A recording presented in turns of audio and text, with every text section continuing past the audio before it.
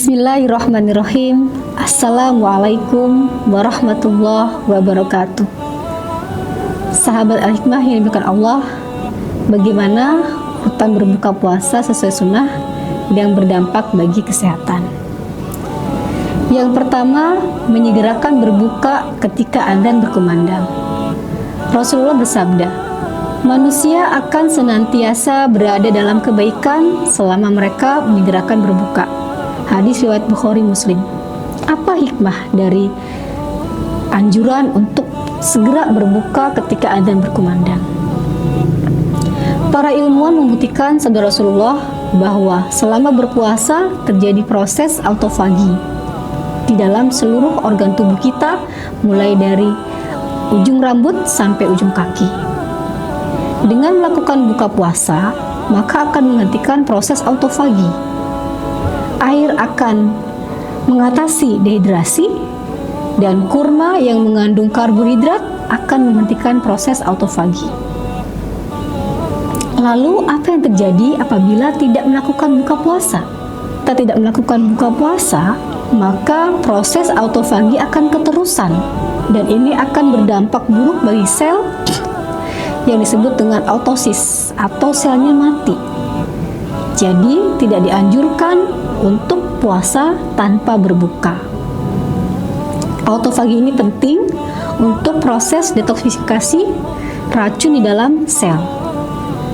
Dengan autofagi, sel akan menjadi bersih dan tidak terbebani dengan sampah dan racun yang ada dalam tubuh, sehingga sel mampu bekerja lebih baik dan lebih optimal.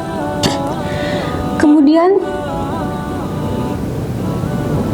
berbuka dengan rutob atau kurma basah atau kurma kering jika tidak ada.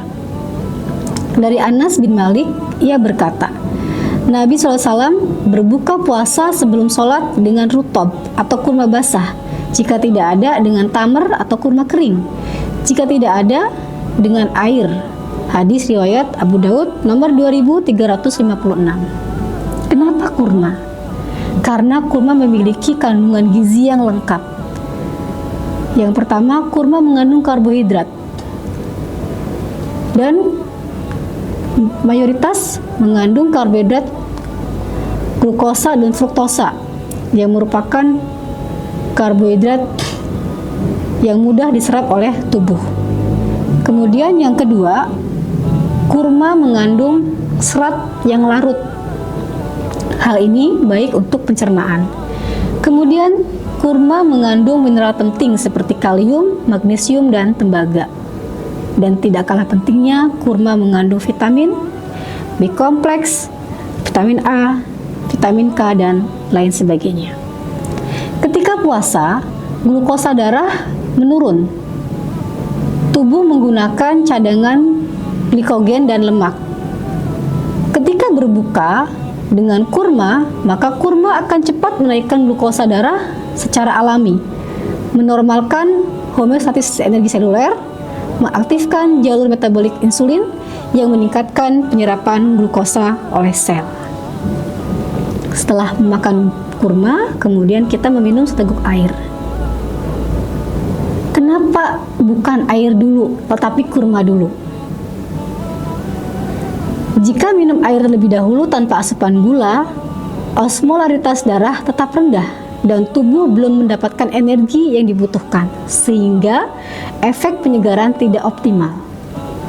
Jika lambung kosong, lalu langsung diisi air dalam jumlah besar, maka terjadi resiko shock osmotik atau ketidakseimbangan cairan dalam darah.